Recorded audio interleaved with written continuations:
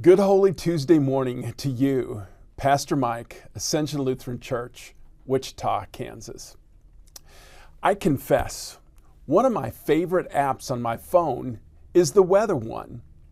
Growing up in Northeast Arkansas with two parents who came from farm families creates a lifelong weather addiction. Every night at home, it was the weather, followed by the evening news. Two evening entrees followed by a 10 p.m. dessert of weather again, just in case something changed in the last 4 hours. My dark sky app had us under a tornado watch, routine for south central Kansas this time of year. Tornado watches differ from warnings. Warnings mean a tornado has been sighted. Watches imply that all the ingredients for a fancy meal are on the counter, but a chef hasn't put them together yet. One of the prominent events of Holy Week is Jesus praying in the Garden of Gethsemane with Peter and James and John instructed to watch. Jesus' use of watch ramps up during Holy Week as the tornado of crucifixion approaches, especially in Matthew's Gospel. Jesus knew that the ingredients were there for violence and death. A storm was brewing. First, he calls his disciples to watch for false messiahs and to be on watch for his return. Chapters 24 and 25.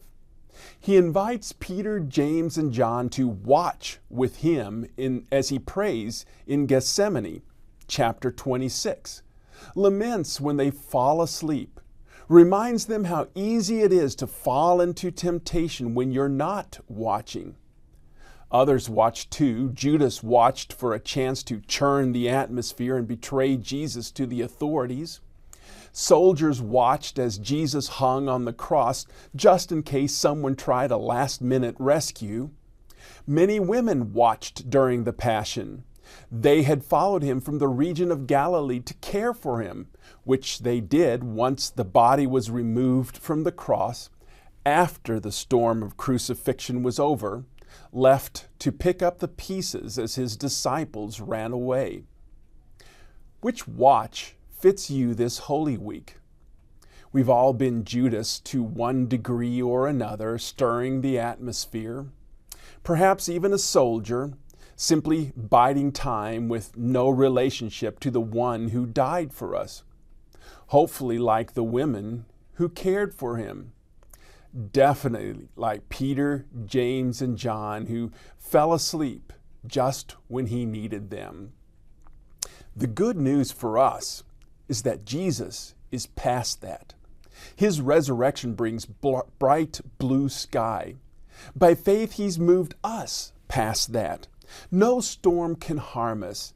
Now, he simply calls us to watch for his return, to be ready for the great banquet, because all those ingredients are ready as well.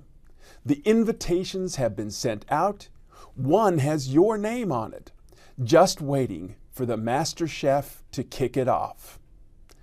The storms of life may surround you, but the Lord of life will keep you safe.